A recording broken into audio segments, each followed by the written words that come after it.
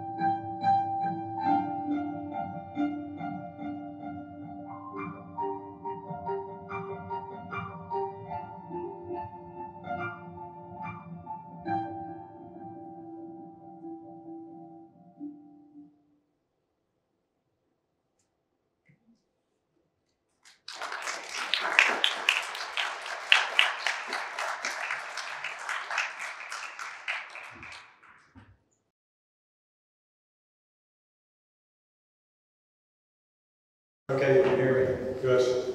So, any questions? So what I'm going to do is I'm just going to talk this. My presentation has kind of three sections. The first section I'm going to talk through how this work came about, and then I'm going to talk about the technology, NFTs, and then I'm going to talk about the collectors. So please bear with me. So my name is Paul Geraghty, and I was the curator on this program. I suppose the person kind of drove it within the gallery. So think back to last April, and we had a bit of a panic in the gallery because of obviously COVID, as many of us had. We were in a situation where we had to shut the gallery down. The gallery basically delivers on its mission to support you guys by bringing you into the space. So when we stopped panicking, we thought, okay, well, we can do the bookshop online, we can deliver some of our programs through Zoom, but what we thought, so where do we put our focus? What do we need? What do we need to do as a cultural institution to still deliver on the professional development that we think we provide for the photographers and the photographers we support? So one of the things that we realised we couldn't do anymore was exhibitions, at least the way that we had done them.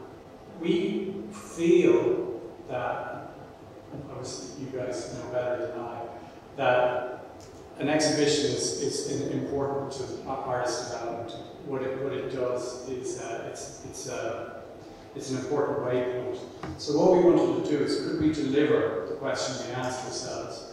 Could we deliver an equivalent experience in a virtual context that we deliver to the photographers when they come in and they curate a show at the gallery?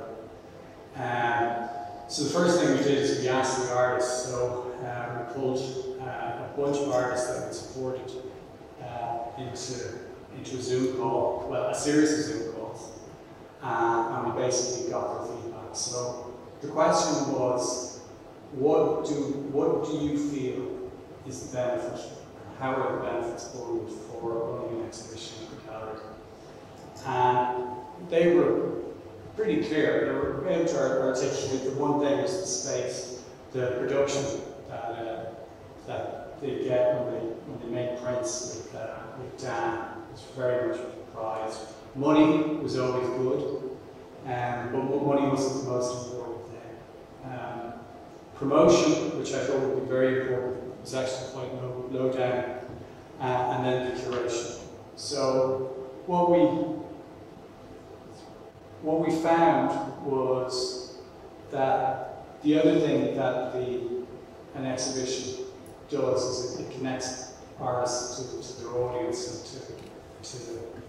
to others. So at the same time, we looked at the context within which that we were addressing now. So obviously we COVID, I touched on that earlier, and what that meant was that we could end up in a situation where we weren't bringing people into the gallery. So how could we still connect to an audience? And then right in the middle of this, as this was kicking off, this story was erupting all over the news.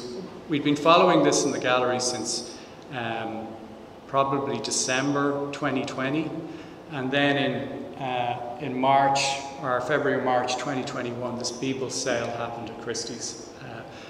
And we thought, okay, so if we're going to look at digital or being digital, where the project was going at the time, we thought, we should really include an NFT aspect within the project.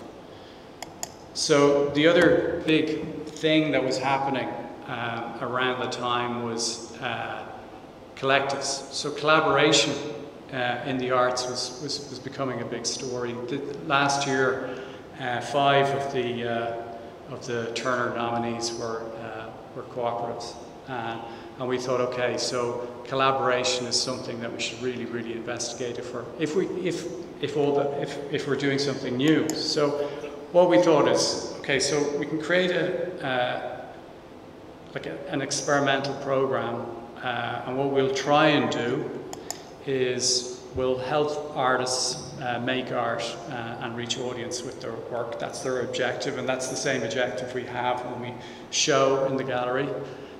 We target early and mid-career artists, and then we thought, okay, we don't want them to make new work because they have an archive, they have an ongoing project, and we thought, well, maybe we could breathe some new life into a project that may have some unfinished aspects of it, and then we thought, okay, so how do we bring in the collaborative element? And then because it was digital, we thought, okay, well, if we pair the visual artists with composers, that might be interesting. So what we would provide is money and support, and then we thought we'll try and get a physical exhibition if we can make it happen, but we can certainly make an exhibition. There wasn't even a metaverse being spoken about last year, but we thought, well, we can do a virtual exhibition. And then in order to make this happen and to hopefully help the artists make a sale and get some traction in the space, we wanted to hook in a network of experts and influencers who could help the artists actually create this work. And then finally, we'd help them mint an NFT and then market the NFT. So we started last September, and we started with an open call. And then we did an artist selection, and then we ran a structured mentoring process, and we got the collaborations going, and then we opened the exhibitions, and from tomorrow we'll be trying to drive the sale. So to make this happen, we needed tons of partners, and for us, this really was just an idea, and it wouldn't have happened if we couldn't have gotten these people on board. So the way that I saw getting these people on board was it was like a proof point. If we couldn't get the people we needed, or the organizations we needed to support the project couldn't happen. So we had to get people from the tech space, so we had to get a minting platform. Just a show of hands, have any of you minting or following that story, the NFT story at all? Okay, right, well, good, we'll talk about that in a minute. Then we want to get exhibition partners, so we got the RCC in Letterkenny. They came on board very early. They brought us the composers. They brought us tons of competencies that we didn't have in the gallery. We also got MoCA, which is the Museum of Crypto Art, on board. And MoCA provided invaluable expertise about the domain, the NFT domain. And then we also got the Foundation for Art and Blockchain to come on board, and they supplied us with the cryptocurrency that we needed to actually mint and produce the work. And then obviously our other funding partners with the Nerve Centre, the Department of Culture and the Arts Council. So what we did is we put out our open call, and again, to hook in the network, what we wanted to do is we wanted to get a bunch of interesting curators and influencers in the space. So on there's Sven Eisenhut. So Sven Eisenhut runs Basel Photo, and we had Ben Fudlister, who is an editor of European Photography. And then obviously we brought in some of the crypto experts. So Colburn Bell, he's the founder of MoCA and one of the main collectors in the space, and his curator Shivani, and then Charles Damga from the Foundation platform came in and supported us as well. And then we had the usual suspects, Trish, Jeremy from the RCC, Michael Weir from Belfast Photo, and Niall Kerr from the Nerve Centre in Derry. So what we did is, the way often these programs work, you've got to magpie. So what I mean by that is we joined a bunch of programs together to actually make sure that we had the funding to execute the project. So the way that worked is we had funding for 2 artists to do a collaboration, and we pulled those guys in. Kieran is over there. And then 3 artists were selected from the open call, and then we had the 5 invited composers, which was organised by Jeremy in the RCC. So the first thing we did is we ran a design sprint. A design sprint is like a 2-day virtual boot camp where we got the photographers and the composers. They hadn't met each other. We stuck them in a very long Zoom call, and then we just threw experts at them to kind of indoctrinate them into the space. So what we had is we had Larry, the gentleman on the lower corner is Dr. Larry Taylor, who's a social media expert. He came in, provided advice. We had Trish, we had Colburn again, talking about MoCA and the collector experience. We had Charles from Foundation, which is the NFT minting platform, to talk about what that means. And then we had this brilliant guy called Robert Keenan, who's a real thinker in the space, very smart guy in the bottom right corner, who kind of navigated us through the whole crypto world. And then we ended up pulling together 3 exhibitions. So we have the exhibition in the RCC, we had a virtual exhibition in MoCA. Philip is down here and he's going to show you something later where this is all going. And then we had a projection and a talk in the gallery. So I'm just going to talk very briefly about NFTs. So are they the future of art? And the answer is maybe. That is pretty much where we are. But do you guys know what an NFT is? Okay, well I'll start. An NFT, or like it stands for non-fungible token, and you probably have all heard of Bitcoin. So Bitcoin is the difference between a Bitcoin or Ethereum and an NFT is that each NFT is unique, and each Bitcoin is identical. So a Bitcoin is like a euro in your pocket. 1 euro is the same as the next euro, is the same as the next euro, is the same as the next euro. With an NFT, each one is different, each one is unique. And that is why it's so really interesting. So what it enables you to do, which we haven't been able to do since the 80s, since digitization started happening, is it's allowed us to create digital scarcity. So what you can do is you can actually create a digital file and say that is the original digital file, much like a negative, and then write that to the blockchain. So what that actually says is it describes a chain of custody. So actually writing when you mint a piece of art, what you're doing is you're putting the file in a place called interplanetary file storage. I'm not joking. And then what happens is you create a hash, a cryptographic hash of that file, and then that gets written on the blockchain. And what that means is, it means that at a particular point in time, that file was made by Kieran Dunbar, and then Kieran can transfer or assign that file to someone else. And they can exchange value to do that. So in order for that file to exchange, Kieran could just give it to you, or they could say, I want some money for that, and then that exchange will happen, and then that gets written on the blockchain. So what's really interesting about that is it's this concept of a chain of custody. And the one thing about within contemporary art and all contemporary art, and even about the way we're talking about archiving, is that chain of custody is really, really, really helpful and important in knowing the value and determining whether something is the real thing or not. And there's a couple of tools which are really make it transparent on the blockchain. So when that transaction gets written on the blockchain, it's visible for everyone to see.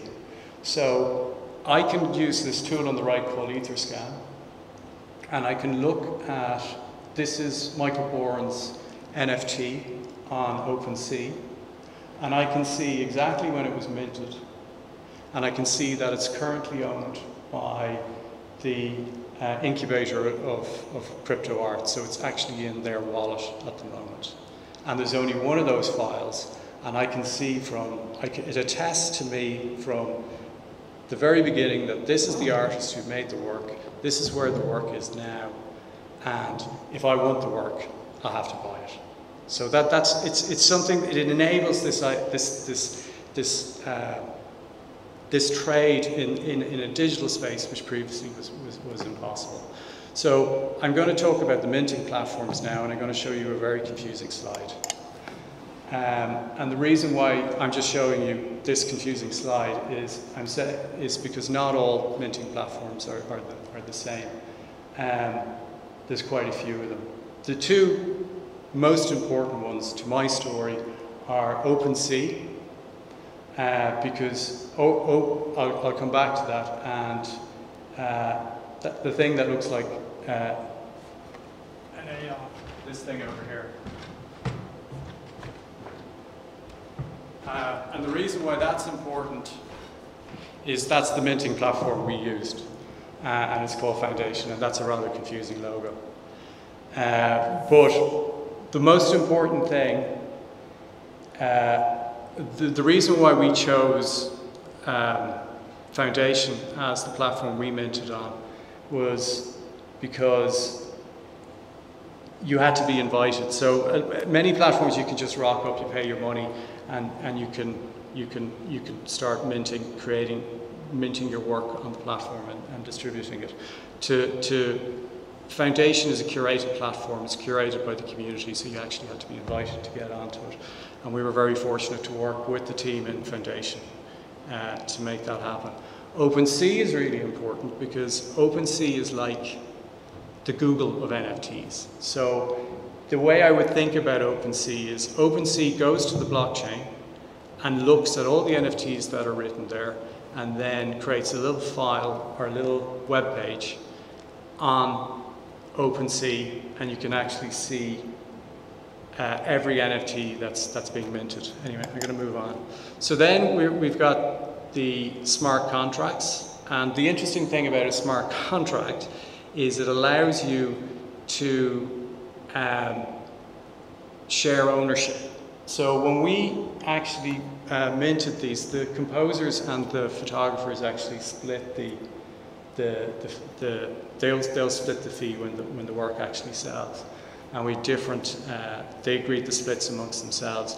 And they also gave the gallery 1/10,000th share, and that was just a way of actually recognizing the gallery's involvement.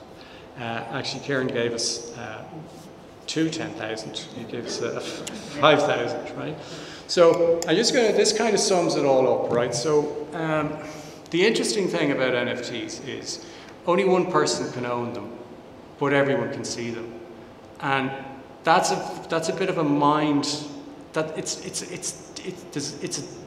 difficult for an artist to get their head around that as a concept. And Kaivan Terranian, he's the guy behind Foundation, and he basically tells his story about this thing called the Nyan cat, and he talks about this wildly popular meme that was minted by Chris Torres, the artist who created it, and because it was wildly popular, he was able to sell it. So the popularity, the fact that it was highly visible, actually contributed towards the value that eventually made. So this yoke sold last year for $600,000, and it continues to change hands. And every time it changes hands, Chris, because of the smart contract that we didn't speak about a minute ago, he gets his cut, so he gets 15%.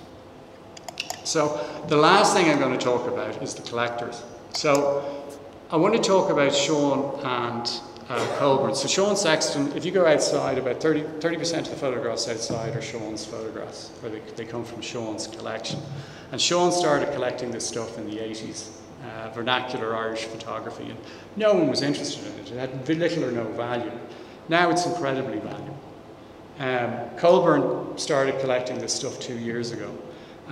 He has something he calls the Genesis collection, which is in Mocha, and it's the original stuff, the original early crypto art, and people thought he was mad. He may not be.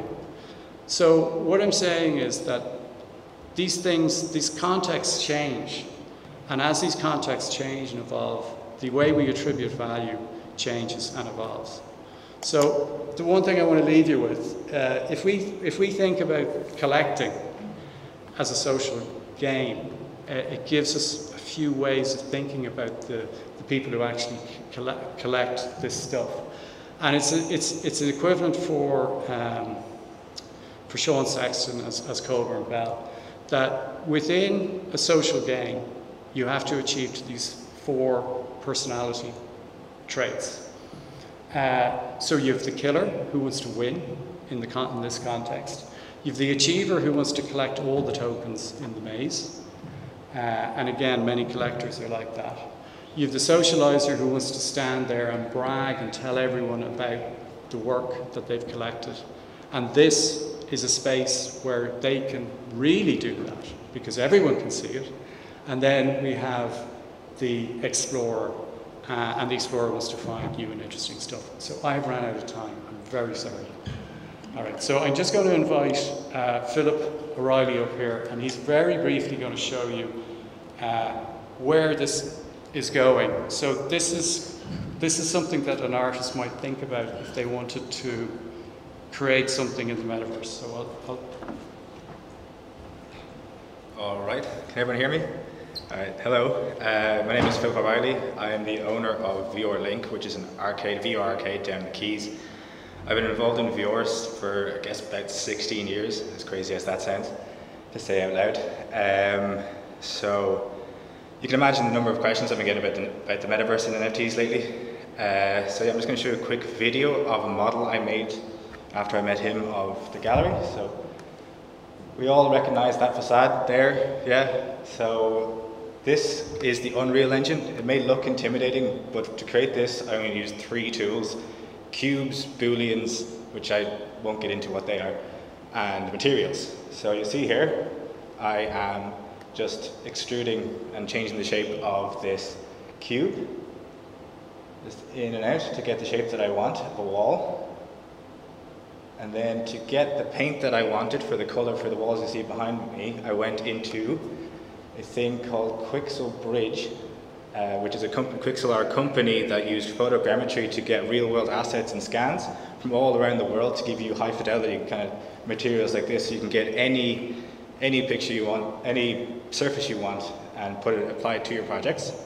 And it's not just limited to surfaces. There's also assets, 3D assets you see, like ladders and all kinds of things you need for any project that you're doing.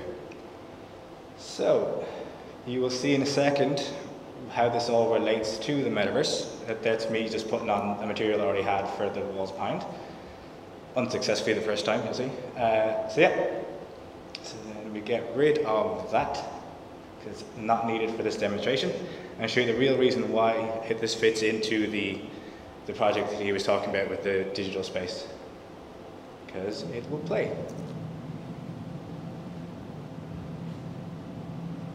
So as you will see, he goes through and you see all the art we saw earlier.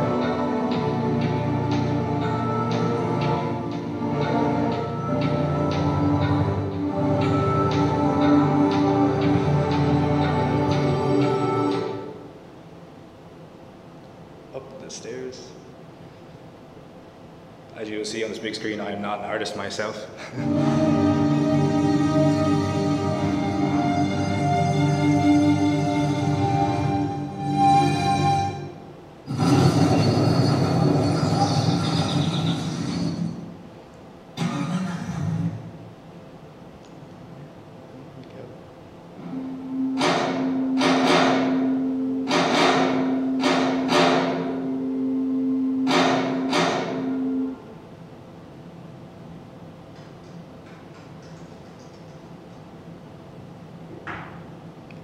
Lastly, up the last stairs.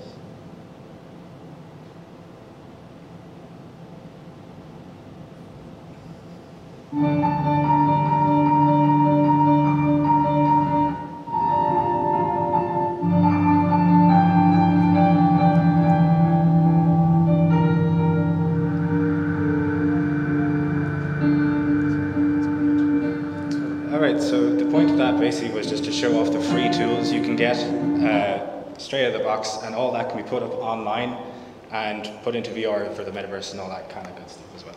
So, thanks very much. All right. Thanks very much, guys. Thank you.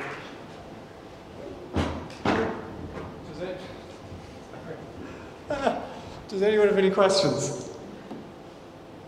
No, good.